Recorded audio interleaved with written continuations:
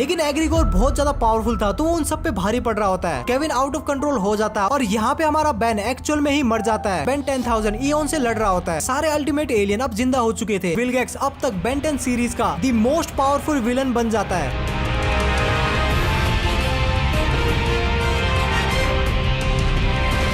कहानी की शुरुआत होती है एक नालायक लड़के से जिसने बेन की आइडेंटिटी को दुनिया के सामने रिवील कर दिया था। अब लोगों को पता चल चुका था कि बेन ही वही आदमी है जो कि एलियन बन के इधर उधर हल्ला करते घूमता रहता है। उसके बाद क्या कामचोर मीडिया पहुंच गई बेन के घर पे टीआरपी लेने, लेकिन अपना बेन सादा जीवन उच्च विचार वाला आदमी था तो उसे पब्लिसिटी बिल्कुल भी पसंद नहीं थी और बेन मीडिया से तंग आके ह्यूमंगोसौर बन के सबको डरा के भगा देता है। उसके बाद हमारी हीरो गैंग को बेन 10 के एक सुपर फैन के बारे में पता चलता है जो कि बाकी नल्ले बेरोजगार फैंस की तरह अपने आइडल की फोटो दीवार पे चिपकाए बैठा होता है। और इस बेरोजगार फैन का सिर्फ एक ही मकसद था, अपने आइडल बेन 10 की पिक और वीडियोस वायरल करके उसे फेमस कर देना। बट बेन को स्टार बनाने के चक्कर में उसने बेन की वाट लगा दी। उसके बाद अपने हीरो गैंग को उसी फैन के घर से पता चलता है कि फ्लोरिडा में कोई तो एलियन एक्टिविटी हो रही है और फिर अपने लोंडे केविन की जेट में बैठ के उस एलियन से भिड़ने निकल जाते हैं। और अपना बेन बड़ी इज्जत से वहाँ के एयरफोर्स वालों की मदद भी करता है और वो एयरफोर्स वाले उसी इज्जत से बेन को जेल में डाल देते हैं। भलाई का तो जमाना इन रहा बाबा, टाइम बहुत खराब आ गया। उसके बाद बेन की जमानत कराने के लिए केविन भाई साहब ग्वेन के गहने गिरवी रखवाता है। आई मीन अपने प्लम्बर बैच की मदद से बेन को जेल से निकलवा देता है। उसके बाद वहाँ एक आदमी अपने हीरो गैंग को बताता है कि बहुत से एलियन नासा में रॉकेट के लिए पार्ट कलेक्ट कर रहे हैं। जब अपने लोंडे वहाँ पे पहुंचते हैं तो अपना बेन क्रोमा स्टोन बन के उस एलियन से लड़ने का ट्राई करता है, लेकिन वो एलियन अपने बेन की गुद्दी नाप देता है और फिर लड़ाई का माहौल थोड़ा शांत होता है और वो एलियन बताता है कि वो एंड्रोमेडा गैलेक्सी से आया है और कोई तो एग्रीगोर नाम का आदमी उसको पकड़ने के लिए उसके पीछे पड़ा हुआ है और इसीलिए वो रॉकेट के पार्ट्स कलेक्ट कर रहा है ताकि वो एक शिप बना के अपने घर पे वापस जा सके। और अपने लोंडे कहते हैं कि काफी अच्छी बात है, तुम तो ये सब अपने घर जाने के लिए कर रहे हो। फिर वो एलियन कहता है कि हाँ जी बिल्कुल बिल्कुल, लेकिन यहाँ पे थोड़ी सी एक प्रॉब्लम है। अपनी हीरो गैंग पूछती है कि क्या प्रॉब्लम है, तो वो कहता है कि अगर मेरी शिप लॉन्च होगी तो ये जो फ्लोरिडा शहर है इसकी बाबा नहीं हो जाएगी। उसके बाद हमारी हीरो गैंग कहती है कि हम कोई और रास्ता निकाल सकते हैं, लेकिन वो एलियन नहीं मानता। फिर अपना बेन 10 अल्टीमेट स्पाइडर मंकी में ट्रांसफॉर्म होता है और उस एलियन की गुद्दी नाप के उसको प्लम्बर के हवाले छोड़ देता है। और उसके बाद हम देखते हैं कि वहाँ पे एग्रीगोर आ चुका है। एग्रीगोर, मुझसे कोई नहीं बच सकता भाई वेलवेन। अब यहाँ पे अपने बिबल वन का क्या हुआ वो हम आगे स्टोरी में जानेंगे। ऊपर हम देखते हैं कि कुछ नल्ले एलियंस म्यूजियम से कुछ तो चुराने का ट्राई करते हैं, बट हमारी हीरो गैंग उनकी चोरी में टांग अड़ा देती है और इसी चक्कर में बेन अपनी सेटिंग जूली के टेनिस मैच के लिए लेट पहुंचता है। और वहाँ पे दूसरी तरफ ग्वेन और केविन भी पति पत्नी की तरह झगड़ा कर रहे थे। केविन म्यूजियम में हुई चोरी को इन्वेस्टिगेट करने में ज्यादा इंटरेस्टेड था और वहीं पे ग्वेन टेनिस मैच को लेकर ज्यादा इंटरेस्टेड थी। मतलब ये लुगाई एक मर्द को काम करने नहीं देगी। स्त्री को औकात में रहना चाहिए, अपनी घर से बाहर कदम नहीं रखना चाहिए। और रही बात अपनी बेन की, तो उसको म्यूजियम में हुई चोरी को इन्वेस्टिगेट भी करना था, जूली का टेनिस मैच भी देखने जाना था और एक मूवी भी देखने जानी थी। तो फिर अपना लोंडा अपनी बुद्धि का इस्तेमाल करके एको में ट्रांसफॉर्म होता है और खुद के 3 क्लोन बना लेता है। एक क्लोन फॉरएवर नाइट ने म्यूजियम में डाका क्यों डाला इस चीज की इन्वेस्टिगेट करने के लिए चला जाता है। दूसरा क्लोन मूवी देखने के लिए चला जाता है और फिर अपना बेन अपनी सेटिंग जूली के टेनिस मैच को देखने के लिए जाता है। आगे हम देखते हैं कि फॉरएवर नाइट म्यूजियम में कुछ तो एक टनल टाइप का बना रहे होते हैं और तभी अपना केविन और बेन नंबर 2 वहाँ पे पहुंच जाते हैं और फिर वो दोनों फॉरएवर नाइट की गैंग के साथ गैंग बैंग कर देते हैं। आमीन उनको हरा देते हैं और इसी लड़ाई के दौरान उनका बॉस यूरिन कोई तो एक एंशिएंट आर्मर एक्टिवेट कर देता है और फिर वो बेन को मस्त धोता है और अपना बेन अपने बाकी 2 क्लोन को बुलाता है और फिर अपना बेन लोड स्टार में ट्रांसफॉर्म होता है और समहाउ यूरिन को हरा देता है। अब फॉरएवर नाइट यहाँ पे क्या कर रहे थे, उनका मकसद क्या था, वो हमें स्टोरी में आगे पता चलेगा। आगे हम देखते हैं कि बेन की मम्मी मस्त अपना बर्तन धो रही होती है और 7-7 नाम का कोई तो एलियन सैंड्रा पे अपनी बुरी नजर रख रहा होता है। वैसे होट तो है बेन की मम्मी, दरिंदगी चेहरे से टपकती है, नंबर 1 का कमीना है। तभी अपने बहू को बचाने के लिए वहाँ पे Ramdayal Sharma I mean Max Tennyson आ जाता है और सैंड्रा को पता चलने दिए बिना वो 7-7 को मस्त धोता है। उसके बाद मैक्स को समझ में आ जाता है कि कोई तो है जो कि उसकी फैमिली को टारगेट कर रहा है और उसे अपनी फैमिली को बचाना होगा और ये बात वो बेन और उसकी गैंग को भी बताता है। उधर दूसरी तरफ हम देखते हैं कि चार्मकैस्टर, वल्कनस और ज़ोम्बोज़ो एक दूसरे से हाथ मिलाते हैं ताकि बेन के हाथ और पैर तोड़ सके। तो अब चलो यहाँ से। Aunt, Sandra.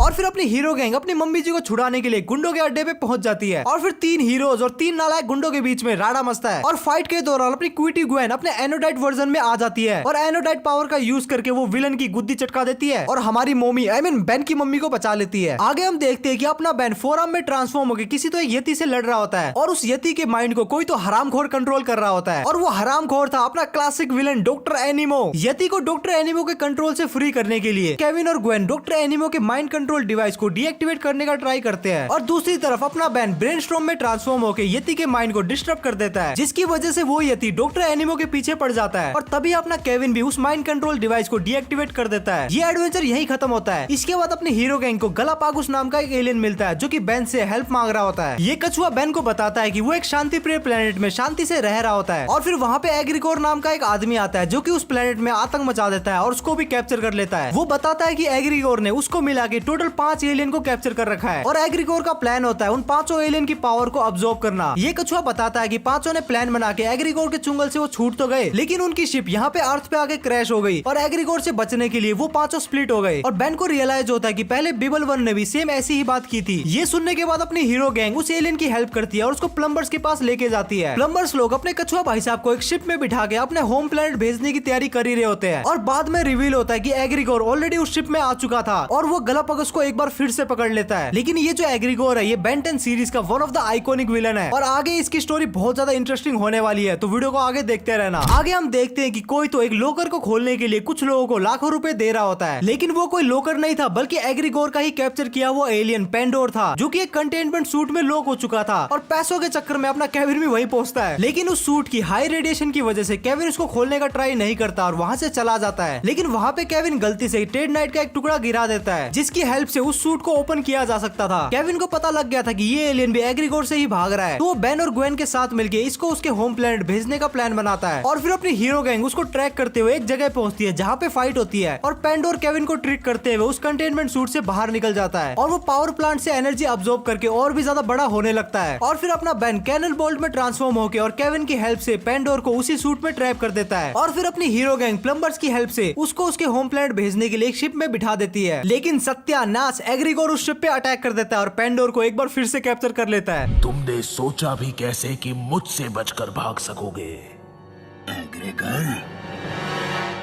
अब अपने एग्रीकोर भाई साहब ने टोटल में 3 एलियन कैप्चर कर लिए थे। क्या पोकेमोन खेल रहा है क्या? और वो नेक्स्ट एपिसोड में किसी तरीके से एड्रियास को भी कैप्चर कर लेता है। अब उसको अपना मकसद पूरा करने के लिए बस एक ही एलियन की जरूरत थी। अब ये मकसद क्या है आगे हमें पता चलेगा। आगे हम देखते हैं कि बेन, ग्वेन और केविन मस्त अपने कार में रात में लॉन्ग ड्राइव पे निकले हुए होते हैं। तभी उनको रेड दिखता है, लेकिन अपना रेड अपनी हीरो गैंग से बात करने के मूड में बिल्कुल भी नहीं था। तो ये सारा ऑक्टोपस टाइप का एलियन अपनी हीरो गैंग पे सीधा अटैक कर देता है और टैकल करने के लिए बेन 10 जेट रे में ट्रांसफॉर्म होता है और फिर समाओ रेड को हरा देता है और फिर रेड एक बहुत ही बड़ा सीक्रेट रिवील करता है और वो बताता है कि बेन ने जिन सभी एलियंस को उनके होम प्लेनेट में भेजा था, एग्रीकोर ने उन सभी को एक बार फिर से पकड़ लिया है। वो रेड और उन एलियंस की पावर को एब्जॉर्ब करके गैलेक्सी के बाकी 69 एलियंस की तरह इस गैलेक्सी पे रूल करना चाहता है और एग्रीकोर बेन की अल्टीमेट्रिक्स की वजह से उन एलियंस को ट्रैक करके उन्हें पकड़ पा रहा है और फिर रेड को पता चलता है कि एग्रीकोर वहाँ पे आने वाला है, तो वो बेन की अल्टीमेट्रिक्स पे अटैक करके वहाँ से भाग जाता है और वहाँ पे एग्रीकोर आ जाता है और ये बेन और एग्रीकोर का पहला ऑफिशियल फेस ऑफ था। और फिर अपनी हीरो गैंग एग्रीकोर से लड़ने का ट्राई करती है, लेकिन अपना विलन एग्रीकोर कुछ ज्यादा ही पावरफुल था, तो एग्रीकोर उन सभी पे भारी पड़ता है और रेड के अल्टीमेट्रिक्स पे अटैक करने की वजह से बेन की ओमनिट्रिक्स कुछ खराब सी हो गई थी और बेन को पता चलता है कि अल्टीमेट्रिक्स ने गलती से रेड का डीएनए रजिस्टर कर लिया, जिसकी वजह से अब वो रेड में ट्रांसफॉर्म हो सकता है। और जैसे ही बेन रेड में ट्रांसफॉर्म होता है, एग्रीकोर अपनी मोटी बुद्धि का इस्तेमाल करता है और वो सोचता है कि रियल वाले को पकड़ने की बजाय क्यों ना मैं इस साले को पकड़ के एब्जॉर्ब कर लूं। और यहाँ पे अपने बेन 10 भाई साहब का काम तमाम होने ही वाला था, लेकिन अपनी हॉट ग्वेन कैसे ना कैसे करके बेन और केविन को केविन के वेयर हाउस में टेलीपोर्ट कर देती है। फिर अपना केविन कैसे ना कैसे करके अल्टीमेट्रिक्स को ठीक करता है और उन्हें पता चलता है कि रेड एक्चुअल में बेन के अंदर है। फिर वो मिलके बेन और रेड को अलग करते हैं। तभी वहाँ पे एग्रीकोर आ जाता है और वहाँ पे बहुत ही भयानक फाइट होती है और अपना रेड बेन को बचाने के लिए एग्रीकोर से भिड़ जाता है और वहाँ पे एक बहुत ही बड़ा ब्लास्ट होता है जिसमें बेन, केविन और ग्वेन तो बच जाते हैं, लेकिन उन्हें लगता है कि रेड और एग्रीकोर मारे गए हैं। लेकिन बाद में रिवील होता है कि एग्रीकोर किसी तरीके से ब्लास्ट से बच चुका है और उसने रेड को भी कैप्चर कर लिया है और अब एग्रीकोर के पास उसका मकसद पूरा करने के लिए 5 के 5 एलियंस थे। अब कुछ अनइम्पोर्टेंट एपिसोड को स्किप करते हुए हम सीधा चलते हैं इंपॉर्टेंट और एक्साइटिंग एपिसोड की तरफ। हम देखते हैं कि एग्रीकोर रेड को ऑलरेडी पकड़ चुका है और वो उसको अपनी शिप में बिठा के कहीं पे जा रहा होता है। तभी उन पे प्लम्बर्स अटैक कर देते हैं। एग्रीकोर भी उन पे अटैक करता है, लेकिन प्लम्बर्स उसकी शिप को डैमेज कर देते हैं, बट समहाउ वो बच के निकल जाता है। उसके बाद बेन, केविन और ग्वेन वहाँ पे इन्वेस्टिगेशन करते हैं और तीनों किसी तरीके से एग्रीकोर की शिप का पता लगाते हैं और वहाँ पे उन तीनों की फाइट एग्रीकोर के बोट से होती है। एग्रीकोर काफी शातिर विलन था, तो उसने पहले ही बेन के लिए जाल बिछाए हुए होते हैं और बेन वहाँ पे मरते मरते बचा था था और एंड में अपनी हीरो गैंग उनका कुछ खास उखाड़ नहीं पाती। उसके बाद अपनी हीरो गैंग एक मिलिट्री बेस में जाती है जहाँ पे वो क्लोनल से मिलती है और उन्हें पता चलता है कि एग्रीगोर को डॉक्टर पैराडॉक्स की तलाश है और अपनी हीरो गैंग एक बार फिर से एग्रीगोर से भिड़ने चली जाती है और वहाँ जाके वो देखते हैं कि एग्रीगोर ने जिन 5 एलियंस को कैप्चर करके रखा था वो समहाउ उनके माइंड को कंट्रोल कर रहा था और फिर अपने दादाजी मैक्स की हेल्प से वो उनमें से कुछ एलियन को एग्रीगोर के माइंड कंट्रोल से आजाद करवा देते हैं। लेकिन इससे भी कोई फायदा नहीं होता और आगे हम देखते हैं कि एग्रीगोर उन 500 एलियंस की पावर को अब्सॉर्ब करना शुरू करता है और उनकी पावर को अब्सॉर्ब करने के बाद वो एक नया फॉर्म अचीव करता है और साथ ही साथ वो अल्टीमेट एग्रीगोर बन जाता है और उसने अल्टीमेटली हमारे हीरो को काफी धोया। तुम इसे मारना कहते हो,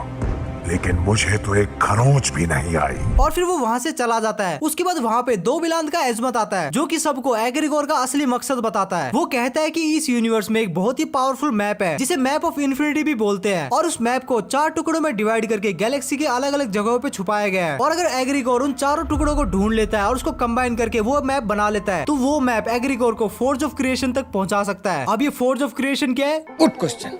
फोर्ज ऑफ क्रिएशन स्पेस की एक ऐसी जगह है जहाँ पे एलियन एक्स की स्पीसीज रहती है और तुम लोगों को पता है कि बेंटन यूनिवर्स में एलियन एक्स सबसे पावरफुल एलियन है और वहाँ पे एक न्यू एलियन एक्स बोर्न होता है और एग्रीगोर का मकसद होता है कि वो उस न्यू बोर्न एलियन एक्स की पावर को अब्सॉर्ब करे और एजमत बताता है कि अगर एग्रीगोर ने किसी एक एलियन एक्स की पावर को अब्सॉर्ब कर लिया तो एग्रीगोर इस यूनिवर्स का सबसे पावरफुल प्राणी बन जाएगा और उसके बाद उसे हराना इम्पॉसिबल हो जाएगा और इसीलिए एजमत बेन, ग्वेन और केविन को एक मिशन में भेजता है और वो मिशन होता है कि मैप ऑफ इन्फिनिटी का कोई भी एक पीस लेकर आना ताकि वो एक पीस एग्रीगोर के हाथ ना लग सके और अगर एग्रीगोर ने बाकी 3 पीस ढूंढ भी लिए तब भी उससे एग्रीगोर का कोई फायदा नहीं होगा क्योंकि मैप ऑफ इन्फिनिटी को बनाने के लिए टोटल में 4 पीस लगते हैं। उसके बाद अपनी हीरो गैंग एक प्राचीन मंदिर में जाती है जहाँ पे मैप ऑफ इन्फिनिटी का एक पीस था। मंदिर पहुँचते ही अपने हीरो गैंग पे बहुत से एलियन अटैक कर देते हैं और उस मंदिर में बहुत सारे ट्रैप्स भी थे। अपने हीरो गैंग उस सिचुएशन से कैसे न कैसे डील करते हैं और वो मैप ऑफ इन्फिनिटी का एक पीस हासिल करने ही वाले होते हैं। तभी वहाँ पे एग्रीगोर आ जाता है और वो कैसे न कैसे करके वो पीस वहाँ से लेके चला जाता है। नेक्स्ट एपिसोड में हम देखते हैं कि एग्रीगोर रिपजॉस के प्लेनेट पे आया हुआ है क्योंकि रिपजॉस के प्लेनेट पे मैप ऑफ इन्फिनिटी का दूसरा टुकड़ा था और ये बात किसी तरीके से अपनी हीरो गैंग को भी पता चलती है और वो एग्रीगोर से भिड़ने के लिए उस प्लेनेट पे पहुंच जाते हैं। बट वहां पहुंचते ही वहां के सी मॉन्स्टर्स अपनी हीरो गैंग पे अटैक कर देते हैं लेकिन अपनी हीरो गैंग उन मॉन्स्टर्स को कैसे न कैसे हरा देते हैं। उसके बाद अपना हीरो उस प्लेनेट के कोर पे पहुंच जाता है जहाँ वो देखता है कि एग्रीगोर कुछ तो एक इम्पोर्टेंट चीज चुरा रहा है और वो इम्पोर्टेंट चीज थी रिपजॉस के प्लेनेट का ग्रेविटेशनल डिवाइस जो कि रिवील होता है कि वो एक्चुअल में मैप ऑफ इन्फिनिटी का सेकंड टुकड़ा था। बेन एग्रीगोर को रोकने का ट्राई करता है लेकिन अपने भाई साहब एग्रीगोर का मकसद पूरा हो चुका था तो बेन से लड़ने में टाइम वेस्ट नहीं करता और वो वहाँ से बच के निकल जाता है। उसके बाद हम देखते हैं कि वो प्लेनेट जो कि पूरा पानी से बना हुआ था वो बिखरने लगता है क्योंकि उस प्लेनेट का जो मेन ग्रेविटेशनल डिवाइस था उसको एग्रीगोर ले जा चुका है। उसके बाद अपना बेन अपनी मोटी बुद्धि का यूज करता है और वो गूप में ट्रांसफॉर्म होता है और गूप के एंटी ग्रेविटेशनल डिवाइस को उस जगह पे रख देता है और वो खुद वहाँ पे अब्सॉर्ब हो जाता है जिसकी वजह से वो प्लेनेट बिखरना बंद होता है और स्टेबल हो जाता है और फिर अपनी हीरो गैंग एग्रीगोर को रोकने के लिए एक बार फिर से निकल जाती है। अगले एपिसोड में हम देखते हैं कि एग्रीगोर लेजर डोमेन का पोर्टल ओपन करता है और उसके अंदर चला जाता है और अपनी हीरो गैंग उस पोर्टल के अंदर जाने के लिए उस पोर्टल को ओपन करने का ट्राई करते हैं लेकिन वो फेल हो जाते हैं और वो देखते हैं कि वहाँ पे कुछ तो सिंबल्स है जिनको समझ के शायद वो पोर्टल को एक बार फिर से ओपन कर सके। बट प्रॉब्लम ये थी कि उन सिंबल्स को कोई भी समझ नहीं पा रहा था और ग्वेन को याद आता है कि उसकी जानी दुश्मन चार्मकैस्टर शायद इन सिंबल को समझ सके और अपने एक दुश्मन को रोकने के लिए वो अपने दूसरे दुश्मन से हेल्प मांगने के लिए पहुंच जाते हैं। शुरू में तो चार्मकैस्टर मना कर देती है बट इवेंचुअली वो मान जाती है और वो उस पोर्टल को ओपन कर देती है और वो बताती है कि जहाँ ये पोर्टल हमें ले जा रहा है वहीं से दुनिया का सारा जादू आता है। मैजिक का जो एक्चुअल सोर्स है वो इसी जगह में है और शायद एग्रीगोर इसी सोर्स के तलाश में है। बट वो जो चीज है वो एडवेटिया नाम के एक प्राणी के पास है जो कि दुनिया का सबसे पावरफुल जादूगर है और फिर उस डायमेंशन में एडवेटिया अपने हीरो गैंग पे अटैक कर देता है बट अपनी हीरो गैंग किसी तरीके से एस्केप कर लेती है और उसके बाद स्टोन क्रिएचर उन पे अटैक करते हैं और अपनी हीरो गैंग उन स्टोन क्रिएचर को हरा देती है और फिर अपना बेन अल्टीमेट ह्यूमंगोसौर में ट्रांसफॉर्म होता है और एडवेटिया की हालत टाइट कर देता है और उसी बैटल में ये चीज रिवील की जाती है कि जो चीज पूरी दुनिया में मैजिक का एक सोर्स है वो एक्चुअल में मैप ऑफ इन्फिनिटी का एक और टुकड़ा है। अपने बेन ने सारा काम किया, उसने एडवेटिया को हराया और उस चीज का फायदा उठा के वहाँ पे एग्रीगोर आ जाता है जो कि मैप ऑफ इन्फिनिटी का तीसरा हिस्सा लेके वहाँ से चला जाता है। अपने लुंडे अब बस एक दूसरे का थोपड़ा ही देख रहे थे कि सारा काम तो हमने किया और वो चुरा के ले गया। अब वो ये सोच रहे थे कि अब वो अपने घर पे वापस कैसे जाए। तभी अपनी गुंडी चार्मकैस्टर शायद अब अच्छी बन चुकी थी, तभी वो अपनी हीरो गैंग को वहाँ से निकलने में मदद करती है और उन सभी को बाहर निकालने के चक्कर में पोर्टल बंद हो जाता है और चार्मकैस्टर वहाँ पे फंस जाती है। लेकिन लेकिन क्या चार्म कैस्टर ने एक्चुअल में बेन की मदद की? क्या वो एक्चुअल में अच्छी बन चुकी है? वो तो हमें स्टोरी में आगे पता चलेगा। अब बेन और उसकी गैंग को पता था कि स्टेक्स काफी हाई है, क्योंकि एग्रीगोर के पास मैप ऑफ इन्फिनिटी के 3 पीसेस आ चुके हैं, और अगर गलती से उसके पास चौथा हिस्सा आया तो इस यूनिवर्स को खत्म होने से कोई नहीं बचा सकता। तो उन लोगों को कैसे भी एग्रीगोर को वो चौथा पीस लेने से रोकना होगा। नेक्स्ट एपिसोड में हम देखते हैं कि वो छोटू एजमत बेन को मस्त डांट लगा रहा होता है। तुम एग्रीगोर को मैप ऑफ इन्फिनिटी के 4 टुकड़ों में से 3 इकट्ठा करने से रोकने में नाकाम रहे हो।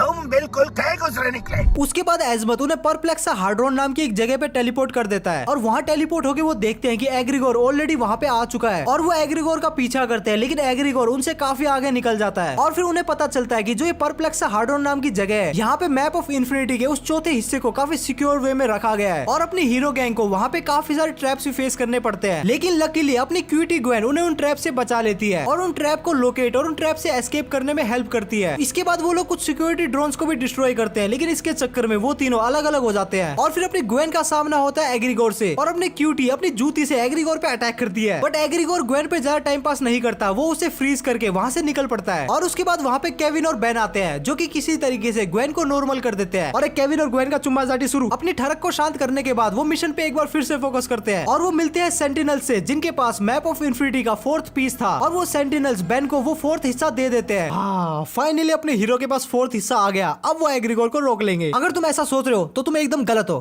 क्यों?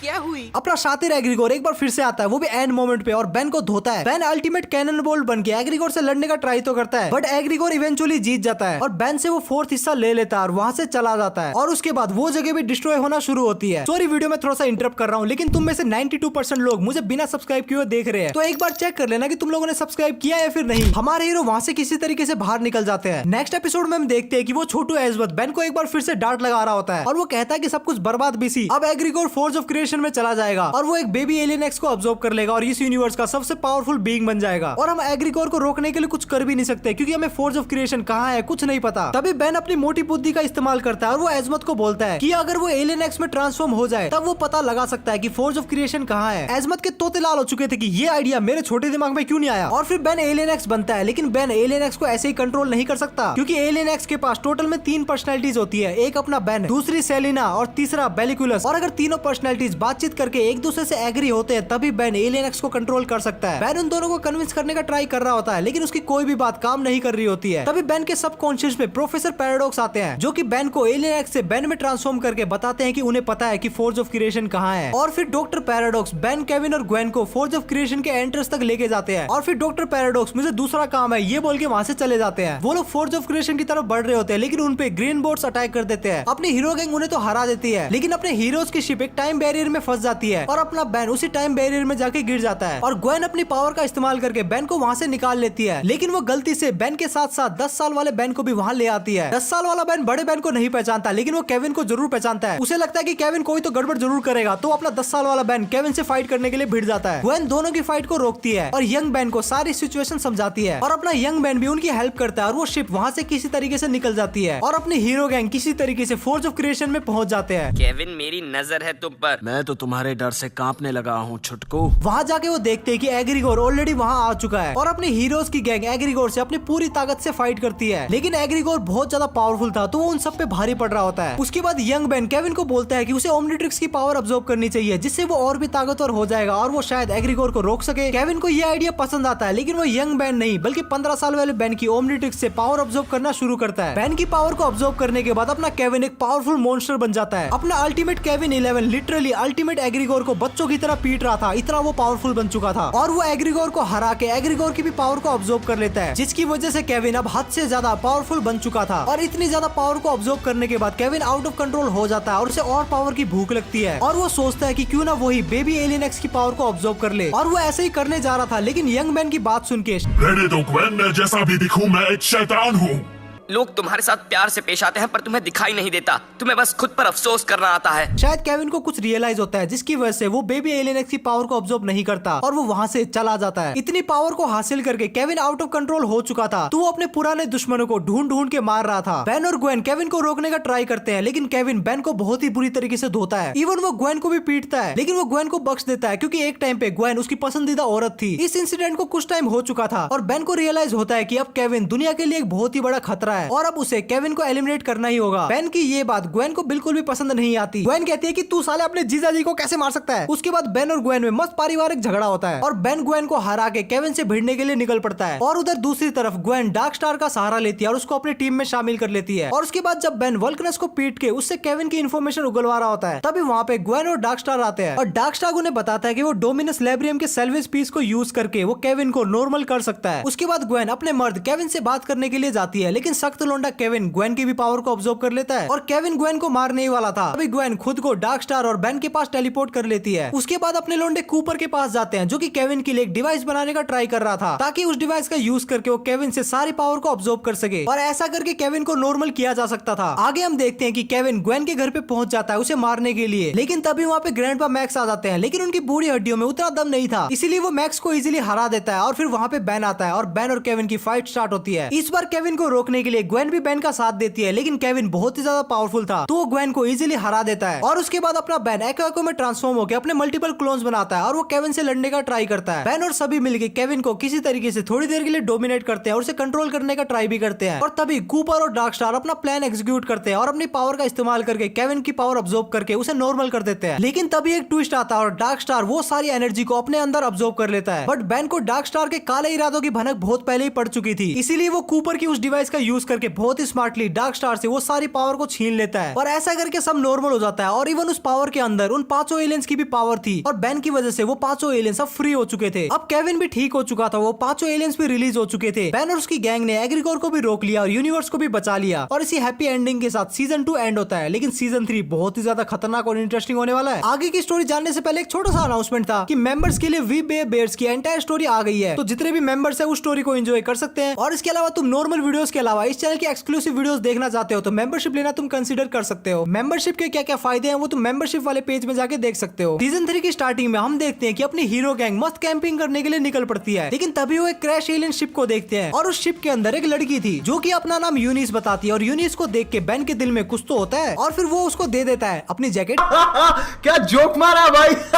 उसके बाद हमें पता चलता है कि यूनिस जो भी है वो अपनी मेमोरीज को खो चुकी है और जब तक यूनिस की मेमोरीज वापस नहीं आती अपनी हीरो गैंग उसे अपने साथ रखने के लिए रेडी हो जाते हैं। और फिर उसी रात जब यूनिस और बेन जंगल में मंगल कर रहे होते हैं, आई मीन वॉक कर रहे होते हैं, तभी वहाँ पे उन पे एक आदमी अटैक करता है जो कि यूनिस को पकड़ने के लिए आया था। और तभी हमें यूनिस की कुछ एबिलिटीज के बारे में भी पता चलता है, जैसे वो एनिमल्स को कंट्रोल कर सकती थी और वो एनिमल्स की पावर को भी ले सकती थी बिना एनिमल्स को नुकसान पहुंचाए। और फिर जिस आदमी ने अटैक किया था सेंडर, वो उन्हें बताता है कि यूनिस एक्चुअल में ओमनिट्रिक्स की एक प्रोटोटाइप है जिसका नाम है यूनिट्रिक्स और सेंडर यूनिस को कैप्चर करने का ट्राई करता है। और यूनिस का नया नवेला आशिक बेन सेंडर से अलग अलग एलियन बनके उससे फाइट करता है। और फिर थोड़ी देर बाद वहाँ पे एजमत भी आ जाता है और वो बताता है कि जब हीरो गैंग उस क्रैश शिप से यूनिस को निकाल रही थी तब ग्वेन का डीएनए यूनिस में रजिस्टर हो गया एंड दैट्स हाउ यूनिस को उसकी ह्यूमन फॉर्म मिली। और फिर एजमत यूनिस को उसका असिस्टेंट बनने का ऑफर देता है। यूनिस मान जाती है और एजमत यूनिस को लेके चले जाता है, लेकिन जाने से पहले यूनिस बेन को एक फ्लावर देती है। आगे हम देखते हैं कि एक जर्कोविया नाम का कोई तो एक प्रिंस अपने माइंड कंट्रोल डिवाइस से डॉक्टर विक्टोर की बॉडी का यूज करके रेबल्स को हराने का ट्राई कर रहा है, बट वहाँ का किंग जेरियन इस चीज के अगेंस्ट था। और इसके दूसरी तरफ हम देखते हैं कि हमारी हीरो गैंग भी जर्कोविया के एक मिशन में जाने के लिए निकल पड़ती है और वहाँ पहुंचते ही अपनी हीरो गैंग पे वहाँ की आर्मी अटैक कर देती है, बट किंग जेरियन अपनी हीरो गैंग को बचा लेता है और उन्हें डॉक्टर विक्टर की बॉडी को डिस्ट्रॉय करने का काम देता है। बट वहाँ पे हमारी हीरो गैंग पे अटैक होता है और इसी दौरान डॉक्टर विक्टर की बॉडी एक्टिवेट हो जाती है और वो किंग जेरोन हमारी हीरो गैंग को एक जगह पे बंद कर देता है और हमारी ग्वेन किसी तरीके से किंग जेरोन को आजाद करवा देती है। लेकिन किंग के इरादे नेक नहीं थे, वो हमारी हीरो गैंग को आजाद नहीं कराता और बेन की अल्टीमेट को यूज करके बेन को एम्फीबियन में ट्रांसफॉर्म कर देता है। और फिर वो किंग एम्फीबियन की एबिलिटी का गलत फायदा उठा के डॉक्टर विक्टर के साथ एनर्जी का कुछ तो आदान प्रदान करता है और फिर खुद को डॉक्टर विक्टर की बॉडी के अंदर घुसा देता है। और वो किंग डॉक्टर विक्टर की बॉडी में जाने के बाद पहले प्रिंस ग्यूला को पीटता है, लेकिन हमारी हीरो गैंग किसी तरीके से वहाँ से एस्केप कर लेती है और वो डॉक्टर विक्टर की बॉडी को फ्रीज कर देती है। और फिर बेन प्रिंस ग्यूला के माइंड कंट्रोल डिवाइस को भी तोड़ देता है। आगे कुछ एपिसोड में हम देखते हैं कि विक्टर वेलाडियस ने बेन पे अटैक कर दिया है और फिर विक्टर माइक्रोचिप में ट्रांसफॉर्म होकर वहाँ से भाग जाता है, लेकिन बेन को वहाँ से माइक्रोचिप का एक सैंपल मिल जाता है और हमारी हीरो गैंग उस सैंपल पे रिसर्च करके वो क्या है उस चीज का पता लगाने लग जाती है। विक्टर के लैब में उन्हें कुछ भी पता नहीं चलता। उसके बाद वो एलिना के पास प्लम्बर एकेडमी जाते हैं। एलिना बेन को बताती है कि हाँ वो माइक्रोचिप पे स्टडी कर रही है, लेकिन जो माइक्रोचिप बेन के पास है वो उसका नहीं है। और फिर उनके ऊपर विक्टर का एक और बार अटैक होता है और उन्हें समझ में नहीं आ रहा था कि ये सब कैसे हो रहा है। और फिर हमारी हीरोज को लगता है कि शायद वो विक्टर हो ही ना, शायद वो उसका क्लोन हो। फिर हम देखते हैं कि जूली किडनैप होती है और सबको लगता है कि इसके पीछे कहीं एलिना का तो हाथ नहीं है। शुरू में एलिना मना करती है, लेकिन बाद में एलिना अपना ट्रू नेचर दिखाती है और फिर रिवील होता है कि एलिना ही क्वीन ऑफ माइक्रोचिप्स है और ये सब उसने बस बेन को पाने के लिए किया। विक्टर का क्लोन भी उसी ने ही बनाया था और जूली को भी उसी ने ही किडनैप किया। इसके बाद हमारे हीरो लोग एलिना से लड़ते हैं और एलिना हमारी हीरो गैंग पे भारी पड़ती है और एक टाइम पे वो इतनी ज्यादा आउट ऑफ कंट्रोल जा चुकी थी कि वो बेन को ऑलमोस्ट मारने वाली थी। इसके बाद हम देखते हैं कि जूली एलिना के इमोशन के साथ खेलती है और एलिना गिल्ट में आकर खुद के ही बनाए हुए फोर्स फील्ड में जाके खुद को सेक्रीफाइस कर देती है और ऐसा करने के बाद वो सारे माइक्रोचिप्स एक बार फिर से डिस्ट्रॉय हो जाते हैं और जब अपनी हीरो गैंग वहां से चली जाती है तब हम देखते हैं कि उन माइक्रोचिप्स में एक बार फिर से लाइफ आ रही है और फिर सब माइक्रोचिप्स कंबाइन होती है, जिसे देख के लगता है कि फ्यूचर में कोई बड़ा थ्रेट आने वाला है। आगे हमें सीधा 20 साल फ्यूचर का टाइम दिखाया जाता है जहाँ पे बेन 10,000 इयोन से लड़ रहा होता है। अपना फ्यूचर का बेन इयोन को हरा देता है। तभी वहाँ पे पैराडॉक्स आता है जो कि बेन 10,000 को बोलता है कि इयोन अब तक हारा नहीं है और वो हर अल्टरनेटिव टाइमलाइंस में जाके बेन के हर वर्जन्स को डिस्ट्रॉय करने का ट्राई कर रहा है। तभी सीन शिफ्ट होता है प्रेजेंट में जहाँ पे हमारी हीरो गैंग को हैंड ऑफ आर्मागेडोन मिलता है जिसके अंदर से इयोन के सर्वेंट्स आ रहे थे। उसके बाद पैराडॉक्स और बेन 10,000 पास्ट में जाते हैं और वो लोग बेन, केविन और ग्वेन से मिलते हैं और उन्हें अपनी सारी राम कहानी बताते हैं और फिर पैराडॉक्स हैंड ऑफ आर्मागेडोन के बारे में बताने लगता है कि उसकी वजह से काफी सारी प्रॉब्लम्स हो रही है और इस चीज को डिस्ट्रॉय करना बहुत ज्यादा जरूरी है। तभी हैंड ऑफ आर्मागेडोन एक्टिव हो जाता है और उसके अंदर से इयोन के सर्वेंट्स आना शुरू होते हैं और हमारी हीरो गैंग उनसे फाइट करती है और वहाँ पे इयोन भी आ जाता है और हमें पता चलता है कि इयोन एक्चुअल में एक अल्टरनेटिव टाइमलाइन का बैन ही है और वो चाहता है कि वो बाकी टाइमलाइंस के सारे बैन को डिस्ट्रॉय कर दे और वो अपनी खुद की एक नई टाइमलाइन बनाए और ऐसा करके वो यूनिवर्स का वन एंड ओनली बैन बना रहना चाहता है। उसके बाद हम देखते हैं कि जेटरे हैंड ऑफ आर्मागेडोन को डिस्ट्रॉय कर देता है और फिर सारी टाइमलाइन रिस्टोर होना शुरू होती है और सारी टाइमलाइंस में सारी चीजें नॉर्मल होना शुरू होती है और ऐसा करके इयोन हार जाता है और बेन 10,000 हमारे बेन 10 के अल्टीमेट्रिक्स में कुछ नए एलियंस को ऐड कर देता है। आगे हम देखते हैं कि सर रेजिनाल्ड अपने फॉरएवर नाइट की टीम के साथ एक एलियन वेपनरी को अनकवर करते हैं बट वो लोग एक्सीडेंटली एक डेंजरस क्रिएचर को रिवील कर देते हैं और दूसरी तरफ retired forever night old George को कुछ तो प्रॉब्लम लगती है और वो रिटायरमेंट होम से निकलकर कहीं तो चले जाते हैं। उसके बाद हमारी हीरो गैंग को दिखाया जाता है जो कि सीआईडी की तरह इन्वेस्टिगेशन कर रही होती है और आगे हम देखते हैं कि जो क्रिएचर पहले रिलीज हुआ था वो एक पुलिस ऑफिसर पे अटैक कर देता है। केविन उस ऑफिसर को बचा लेता है लेकिन वो क्रिएचर विंडस्टॉर्म को किडनैप कर लेता है और उसके बाद हमारी हीरो गैंग को पता चलता है कि उस क्रिएचर का नाम लुकुब्रा है और फिर जब दोबारा लुकुब्रा से हमारी हीरो गैंग का सामना होता है तब अपनी हीरो गैंग लुकुब्रा को हरा देते हैं। बट तभी वहाँ पे सर साइरस नाम का एक आदमी आता है जो कि बेन की टीम को फॉरएवर नाइट के पर्सनल बिजनेस में दखल देने से मना करता है और फिर इसके दूसरी तरफ हम देखते हैं कि ओल्ड जॉर्ज किसी तरीके से एरिया 51 को गायब कर देता है और फिर बेन, ग्वेन, केविन और मैक्स सब वहाँ पे पहुंच जाते हैं और फिर बेन को वहाँ पे एक अंडरग्राउंड फैसिलिटी मिलती है जहाँ पे 775 एलियन प्रिजनर्स थे लेकिन उसमें से एक एलियन मिसिंग था। तभी हम देखते हैं कि एक एलियन शिप लेके वहाँ से भाग रहा होता है लेकिन अपना बेन उसे पकड़ लेता है और फिर हमें पता चलता है कि उस एलियन का मकसद कोलोनल रोसम से बदला लेना है क्योंकि उसने उसको यहाँ पे कैद कर दिया था और उसकी फैमिली को भी चोट पहुंचाई थी। उसके बाद वो एलियन वहाँ से किसी तरीके से भाग जाता है और रोसम को ढूंढकर उसे निपटाने ही वाला होता है। तभी अपना बेन वहाँ पे आता है और उस एलियन को हरा देता है और उसका डीएनए अपने अल्टीमेट्रिक्स में डाल के उसको प्लम्बर्स के हवाले लगा देता है। आगे हम देखते हैं कि फॉरएवर नाइट के सारे लोग साथ में बैठ के कोई तो एक मीटिंग कर रहे होते हैं और तभी वहाँ पे ओल्ड जॉर्ज आता है और वो उन्हें कुछ समझाने लगता है लेकिन फॉरएवर नाइट वाले जॉर्ज पे अटैक कर देते हैं लेकिन अपना जॉर्ज उन्हें इजीली हरा देता है और वो बताता है कि वो दुनिया का फर्स्ट फॉरएवर नाइट है। ये सुन के सब लोग उसके पैरों में गिर जाते हैं और फिर सब लोग मिलके एलियन को अर्थ से भगाने की कसम खाने लगते हैं। दूसरी तरफ बेन आर्जेट से मिलता है जो कि उन्हें फॉरएवर नाइट का प्लान बताता है कि फॉरएवर नाइट अर्थ से सारे एलियन का नामो निशान मिटाने का प्लान बना रहे हैं और जब ग्वेन एलियन का डाटाबेस चेक करती है तब उन्हें पता चलता है कि बहुत सारे एलियंस अर्थ से अचानक से गायब हो चुके हैं। इसके बाद हमारी हीरो गैंग फॉरएवर नाइट को रोकने का प्लान बनाती है और फॉरएवर नाइट से भिड़ जाती है। इसके बाद बेन और डिस्कोल में फाइट होती है और ये डिसाइड होता है कि इस फाइट में अगर बेन जीत जाता है तो फॉरएवर नाइट को सारे एलियंस को छोड़ना पड़ेगा और अगर डिस्कोल जीत जाता है तो एलियन के साथ जो चाहे वो कर सकते हैं, बेन उसमें टांग नहीं अड़ाएगा। इसके बाद इस फाइट में बेन जीत जाता है और ये बात जब डिस्कोल जॉर्ज को जाके बताता है तब जॉर्ज एकदम नॉर्मल रिएक्ट करता है और वो कहीं पे जा रहा होता है और वो डिस्कोल को बोलता है कि अभी तो वो जा रहा है लेकिन एक दिन वो वापस आएगा और जब वो वापस आएगा तब वो दिन बहुत ही ज्यादा इंपॉर्टेंट होगा और फॉरएवर नाइट्स को अब तक की सबसे बड़ी बैटल के लिए रेडी होना पड़ेगा। आगे हम देखते हैं कि एक फेयरवेल में एक आदमी सबको दुनिया के सबसे भयानक जीव दिखा के पैसा कमा रहा होता है और फिर वहाँ पे कुछ लोग आते हैं जो कि उस आदमी को निपटा देते हैं और रिवील होता है कि जो वो प्राणी है वो एक्चुअल में विलगैक्स है जिसने बेन 10 अल्टीमेट एलियन की उस फाइनल बैटल की फाइनल ब्लास्ट को कैसे ना कैसे करके सर्वाइव कर लिया था। तो कुर्सी की पेटी बांध लो लोंडो, विलगैक्स आ चुका है, मतलब फाइनल बैटल भी शुरू होने वाली है। वो लोग जो कि विलगैक्स को लेने आए थे उन्हें पता नहीं था कि ये विलगैक्स है। वो लोग विलगैक्स को एक ड्रैगन मान के अपने साथ ले जाते हैं और सीन शिफ्ट होता है बेन और जूली की तरफ जो कि फ्लेन कीपर के एक सर्कल नाम की जगह पे आए हुए होते हैं और वहाँ के लोगों को लगता है कि वो लोग अर्थ पे एक बार फिर से अच्छा वक्त ला सकते हैं और अर्थ को एक बार फिर से बेटर बनाने के लिए एक ड्रैगन आएगा। और ये सब सुन के जूली उनके साथ मिलकर अच्छा काम करना शुरू कर देती है। जूली बेन को वो कल्ट ज्वाइन करने को बोलती है लेकिन बेन को इसमें कोई भी इंटरेस्ट नहीं था तो वो उसको मना कर देता है और ऐसा करके दोनों में झगड़ा होता है। लेकिन उसके बाद बेन ग्वेन को बताता है कि वहाँ उसे कुछ तो गड़बड़ लगी थी। तो इस चीज की इन्वेस्टिगेशन करने के लिए वो उस जगह पे वापस जाता है और वहाँ बेन को विलगैक्स मिलता है जो बताता है कि वो ठीक होते ही एक बार फिर से दुनिया पे कब्जा करने का ट्राई करेगा। तभी वहाँ पे कुछ गार्ड्स आते हैं जो कि बेन पे अटैक करते हैं, लेकिन अपना बेन उनकी गुद्दी चटका देता है। और उसके बाद उस ऑर्गेनाइजेशन का लीडर एडवर्ड जूली का सहारा लेके बेन को धमकी देता है। बेन उन्हें बताने का ट्राई करता है कि ये कोई ड्रैगन वैगन नहीं है, बल्कि एक्चुअल में एक बहुत ही नालायक आदमी विलगैक्स है। कोई भी बेन पे यकीन नहीं करता, लेकिन जूली अपने मर्द पे यकीन करती है। तभी वहाँ पे केविन और ग्वेन आ जाते हैं जो कि मिलके विलगैक्स को हरा देते हैं। आगे के एपिसोड में हम देखते हैं कि बेन ह्यूमंगोसौर बन के एक रेड रोबोट से लड़ रहा होता है और उसको हराने के लिए बेन अल्टीमेट ह्यूमंगोसौर बनता है। और उस रोबोट को हराने के बाद बेन आउट ऑफ कंट्रोल होने लगता है और ग्वेन उसे कंट्रोल करने के लिए अपने जादू की मदद से उसे सुला देती है। फिर हम देखते हैं कि बेन अचानक से अल्टीमेट्रिक्स के अंदर पहुंच चुका है, जहाँ पे अल्टीमेट्रिक्स के सारे अल्टीमेट एलियंस बेन को घेर लेते हैं। क्योंकि अल्टीमेट्रिक्स की किसी एक ग्लिच की वजह से सारे अल्टीमेट एलियन अब जिंदा हो चुके थे। अब उनके पास खुद की कॉन्शियसनेस थी और अब वो बेन के अल्टीमेट्रिक्स में नहीं रहना चाहते थे, वो आजाद होना चाहते थे। उसके बाद ग्वेन बेन की हेल्प करने के लिए अल्टीमेट्रिक्स के अंदर जाती है और केविन एजमत की हेल्प लेने का ट्राई करता है। उधर अल्टीमेट एलियंस बेन को निपटाने वाले थे, लेकिन ग्वेन बेन को बचा लेती है। और ग्वेन अल्टीमेट एलियंस को पेलने वाली थी, लेकिन बेन उसे रोक लेता है। वो कहता है कि इन एलियंस के पास भी अब फ्री विल आ चुकी है, तो इन्हें भी आजादी का पूरा हक है। तो वो अल्टीमेट एलियंस को फ्री करने के लिए खुद को सैक्रिफाइस कर देता है। फिर आगे हम देखते हैं कि बेन और सारे अल्टीमेट एलियन अल्टीमेट्रिक्स से बाहर आ चुके थे। इसका मतलब अब अल्टीमेट एलियन टोटली फ्री थे। तुम्हारी कुर्बानी ने ओमनिट्रिक्स को रिसेट किया।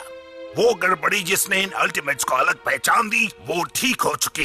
फिर वहाँ पे एजमत आता है जो कि अल्टीमेट एलियंस को अपने साथ किसी एक पीसफुल प्लेनेट पे जाने का ऑफर देता है और सारे के सारे अल्टीमेट एलियंस एजमत के साथ चले जाते हैं। आगे हम देखते हैं कि बेन की टीम और कुछ प्लम्बर्स साथ मिलकर एसोटेरिका से भिड़ जाते हैं, क्योंकि एसोटेरिका विलगैक्स को ड्रैगन के हार्ट के पास लेके जा रहा था ताकि विलगैक्स अपनी पावर को रिगेन कर सके। और जब वहाँ पे उनकी फाइट हो रही थी तब वहाँ पे एक ब्लास्ट होता है, जिसकी वजह से एक एसोटेरिका वहाँ से एस्केप कर लेता है। केविन उनके एक मेंबर को पकड़ लेता है जो कि विंस्टन होता है, जिसपे लुकुब्रा ने अपना माइंड कंट्रोल कर रखा था। उसके बाद वो विंस्टन को फॉरएवर नाइट के पास लेके जाते हैं, जहाँ पे उनकी बात सर डिस्कोल और सर साइरस से होती है, जहाँ उन्हें लेजेंड ऑफ सेंट जॉर्ज के बारे में पता चलता है, जिन्होंने अपने मिडिल एज में ड्रैगन से फाइट की थी। तभी ड्रैगन ग्वेन का माइंड कंट्रोल करके बताता है कि अगर विलगैक्स को उसका हार्ट मिल गया तो वो सब कुछ बर्बाद कर देगा, और अगर विलगैक्स ने ड्रैगन की पावर को ले लिया तो वो पूरे यूनिवर्स को कंट्रोल कर पाएगा। उसके बाद डिस्कोल अपनी गैंग को जॉर्ज के पास ले जाने वाले होते हैं। तभी ट्विस्ट आता है और नाइट्स उन्हें धोखा दे देते हैं और उन्हें वहीं पे लॉक कर देते हैं। उसके बाद नाइट्स को जॉर्ज को इनविजिबल मंदिर के पास मिलता है। जॉर्ज ड्रैगन का हार्ट रिट्रीव करने ही वाला था, तभी उसको कोई पीछे से खींच लेता है और वो विलगैक्स होता है। और विलगैक्स उस हार्ट की वजह से बहुत ज्यादा पावरफुल बन जाता है और वो एसोटेरिका और नाइट्स दोनों को हरा देता है। और उधर दूसरी तरफ अपनी टीम वहाँ से एस्केप कर लेती है और उनको ग्वेन जहाँ पे फाइट हो रही होती है वहाँ पे टेलीपोर्ट करती है। और फिर हम देखते हैं कि वहाँ पे विलगैक्स एक सील को ब्रेक कर देता है और वहाँ से एक बहुत ही बड़ी एनर्जी निकलती है और वहाँ से विलगैक्स अचानक से गायब हो जाता है। और हमें पता चलता है कि ये सब ड्रैगन की ही चाल थी। ड्रैगन ने विलगैक्स को एक मोहरा बना के रखा था। अब ड्रैगन विलगैक्स को अपने डायमेंशन में ले गया था और अपना हार्ट भी हासिल कर लिया था। उसके बाद ओल्ड जॉर्ज खुद को फर्स्ट नाइट बताते हुए सबको बैटल के लिए प्रिपेयर करते हैं। आगे हम देखते हैं कि जॉर्ज वहाँ से अपने स्वॉर्ड को ले लेते हैं और ड्रैगन से लड़ने के लिए जा रहे होते हैं। तभी वहाँ पे एजमत आता है और वो जॉर्ज से वो स्वॉर्ड मांगने लगता है, लेकिन जॉर्ज मना कर देता है। उसके बाद एजमत बेन को जॉर्ज से वो स्वॉर्ड लेने के लिए बोलता है और उस स्वॉर्ड के लिए बेन और जॉर्ज के बीच में फाइट होती है और बेन वो फाइट हार जाता है। उसके बाद जॉर्ज वहाँ से एक पोर्टल खोलता है और कहीं तो चला जाता है। उसके बाद एजमत बताता है कि उसने ही उस स्वॉर्ड को बनाया था और वो स्वॉर्ड कोई मामूली तलवार नहीं है, बल्कि उसके पास किसी भी प्लेनेट को डिस्ट्रॉय करने की ताकत है। और ऐसा ही हुआ, उस स्वॉर्ड का मिसयूज हुआ और एक पूरा का पूरा प्लेनेट तबाह हो गया था। और इस चीज ने एजमत को अंदर से पूरी तरीके से तोड़ दिया और इसीलिए यूनिवर्स में शांति बनाए रखने के लिए उसने ओमनिट्रिक्स और अल्टीमेट्रिक्स को बनाया। उसके बाद ग्वेन जॉर्ज की लोकेशन ट्रैक करती है और उन्हें पता चलता है कि जॉर्ज एरिया 51 में है। अपनी गैंग वहाँ पे पहुंच जाती है और बेन और जॉर्ज में एक डील होती है कि अगर जॉर्ज ड्रैगन को हराने में फेल हुआ तो वो स्वॉर्ड को वापस कर देगा। आगे हम देखते हैं कि ग्वेन लेजर डोमेन में जाके चार्मकैस्टर को बचाने का डिसाइड करती है और इसके लिए वो हेक्स के पास जाती है और हेक्स उसको बताता है कि शायद अर्धवेतिया ने चार्मकैस्टर को मार दिया है, लेकिन इसके बावजूद भी ग्वेन लेजर डोमेन में जाती है और उसे वहाँ पे पता चलता है कि किसी ने एडवेटिया की पावर को चुरा लिया है। और हमें पता चलता है कि एडवेटिया की पावर जिसने ली थी वो और कोई नहीं बल्कि चार्मकैस्टर है। एडवेटिया उससे उसकी पावर लेने के लिए लड़ता है, लेकिन वो उसको मार के उसकी सोल एक मशीन में डाल देती है। और फिर हमारी हीरो गैंग वहाँ पे आ जाती है और चार्मकैस्टर उन्हें बताती है कि वो लेजर डोमेन की सारी लिविंग थिंग के सोल से अपने डेड को रिवाइव करेगी। उसके बाद हमारी हीरोज उससे फाइट करती है, लेकिन चार्मकैस्टर हमारे हीरोज की सोल भी उसी मशीन में डाल देती है और यहाँ पे हमारा बेन एक्चुअल में ही मर जाता है। और जब चार्मकैस्टर के फादर जिंदा होते हैं और जब उन्हें पता चलता है कि उनकी बेटी ने बाकी की सोल का इस्तेमाल करके उसे जिंदा किया है और ये चीज उन्हें बिल्कुल भी पसंद नहीं आती और वो रिवाइव होने से मना कर देते हैं और उन सभी लोगों की सोल उन सभी बॉडी में एक बार फिर से वापस आ जाती है। आगे हम देखते हैं कि एसोटेरिका के मिनियंस ने हमारी हीरो गैंग पे अटैक कर दिया है और उनको हराने के बाद हमारी हीरो गैंग को पता चलता है कि फ्लेम कीपर सर्कल ड्रैगन को रिलीज करने का प्लान बना रहे हैं। उसके बाद हमारी हीरो गैंग उनके हेडक्वार्टर में जाती है, जहाँ वो देखते हैं कि सब कुछ बिखरा पड़ा पड़ा था और उन्हें पता चलता है कि वो सब ड्रैगन को रिलीज करने के लिए निकल पड़े हैं। और उधर दूसरी तरफ जॉर्ज भी ड्रैगन से लड़ने के लिए निकल पड़ा है। तब वो देखते हैं कि फ्लेम कीपर्स और फॉरएवर नाइट के बीच में बैटल हो रही है। तो बेन हीट ब्लास्ट बनके सील की तरफ जाने लगता है और वो देखता है कि वहाँ पे जॉर्ज और विंस्टन ऑलरेडी सील के पास थे। तभी एडवर्ड जॉर्ज के पीछे से अटैक करता है, लेकिन विंस्टन बीच में आ जाता है और वो जॉर्ज को बचा लेता है। और फिर जॉर्ज एडवर्ड को मार के विंस्टन का बदला लेता है। और आगे हम देखते हैं कि ड्रैगन उस सील में से अपने एक मिनियन को भेजता है, जो कि और कोई नहीं बल्कि विलगैक्स था। विलगैक्स सबको एक चुटकी में हरा देता है और वो ड्रैगन को रिलीज करने के लिए सील को तोड़ना शुरू करता है। और जैसे ही वो सील टूटती है, ड्रैगन रिलीज होकर अर्थ पे सभी लोगों को एसोटेरिका में ट्रांसफॉर्म करना शुरू करता है। बट ग्वेन अपनी पावर का इस्तेमाल करके हीरो गैंग को ट्रांसफॉर्म होने से रोक लेती है। और फिर हम देखते हैं कि हीट ब्लास्ट अंडरग्राउंड को मेल्ट करके विलगैक्स को टेम्परेरी वहां पे ट्रैप कर देता है। लेकिन विलगैक्स किसी तरीके से वहां से निकल जाता है, लेकिन विलगैक्स अभी भी पूरी तरीके से उस सील को नहीं तोड़ पाया था। तभी ड्रैगन ग्वेन का माइंड कंट्रोल करके उसे एनोडाइट फॉर्म में ट्रांसफॉर्म करके सील ओपन करने का ट्राई करता है। और फिर किसी तरीके से केविन ग्वेन को एक माइंड कंट्रोल फ्री वाला हेलमेट पहनाता है और ग्वेन को माइंड कंट्रोल से फ्री करवाता है। उसके बाद हम देखते हैं कि ड्रैगन किसी तरीके से सील को तोड़कर बाहर आने लगता है। और फिर बेन वे बिग में ट्रांसफॉर्म होकर ड्रैगन से लड़ता है। इवन बेन अल्टीमेट वे बिग में भी ट्रांसफॉर्म होता है, लेकिन ड्रैगन उसको इजीली हरा देता है। और उधर दूसरी तरफ केविन और ग्वेन एसोटेरिका से लड़ रहे होते हैं और वहाँ पे ड्रैगन आता है, जो कि जॉर्ज को हरा के उसे खत्म कर देता है। बट वो स्वॉर्ड वहीं पे रह जाती है। आगे हम देखते हैं कि विलगैक्स एक मशीन के साथ आता है, जिसे ड्रैगन की एनर्जी अब्सॉर्ब करने के लिए बनाया गया था। और फिर वो मशीन ड्रैगन की सारी एनर्जी को अब्सॉर्ब कर लेती है और वो सारी एनर्जी विलगैक्स अपने अंदर ले लेता है। और इस पावर को अब्सॉर्ब करके विलगैक्स अब तक बेन 10 सीरीज का द मोस्ट पावरफुल विलन बन जाता है। विलगैक्स सबसे पहले केविन और ग्वेन को इजीली हरा देता है और फिर बेन उस स्वॉर्ड को उठा लेता है और वो उस स्वॉर्ड की हेल्प से विलगैक्स से लड़ने लगता है। और बेन उस स्वॉर्ड की मदद से ड्रैगन की पावर को विलगैक्स से अब्सॉर्ब कर लेता है। और तभी वहाँ पे जूली आती है और जूली को देख के बेन को समझ में आ जाता है कि उसे क्या करना है। उसके बाद वो उस स्वॉर्ड की हेल्प से उन सभी चीजों को रिस्टोर करता है, जो कि ड्रैगन की ट्रांसफॉर्मेशन की वजह से डिस्ट्रॉय हुई थी। और ऐसा करके विलगैक्स हार जाता है और वहाँ पे एजमत आ जाता है और बेन वो स्वॉर्ड एजमत को दे देता है। और उसके बाद हम देखते हैं कि एजमत बेन को एक नई ओमनिट्रिक्स देता है और इस नई ओमनिट्रिक्स के साथ बेन बेन 10 ओमनिवर्स में नए एडवेंचर करने वाला है। और अगर तुम्हें बेन 10 ओमनिवर्स की भी स्टोरी जाननी है तो इस वीडियो में 2000 कमेंट कर दो। जैसे ही 2000 कमेंट कंप्लीट हो जाएंगे, बेन 10 ओमनिवर्स का काम भी शुरू हो जाएगा। तो देख लो, कमेंट करना तुम्हारा काम है और वीडियो बनाना मेरा काम है। इसके अलावा तो अगर तुम वीडियो यहाँ तक देख रहे हो, इसका मतलब तुम्हें वीडियो डेफिनेटली पसंद आ गई है। अगर तो पसंद आ गई तो वीडियो को लाइक करके जरूर से जाना। और ऐसे अमेजिंग कंटेंट के लिए तुम चैनल को सब्सक्राइब भी कर सकते हो। इसके अलावा स्क्रीन पे तुम्हें 2 वीडियो दिख रही होगी, तुम्हें जो भी पसंद हो तुम देख सकते हो। मैं मिलता हूँ तुम लोगों से नेक्स्ट वीडियो में, तब तक के लिए बाय।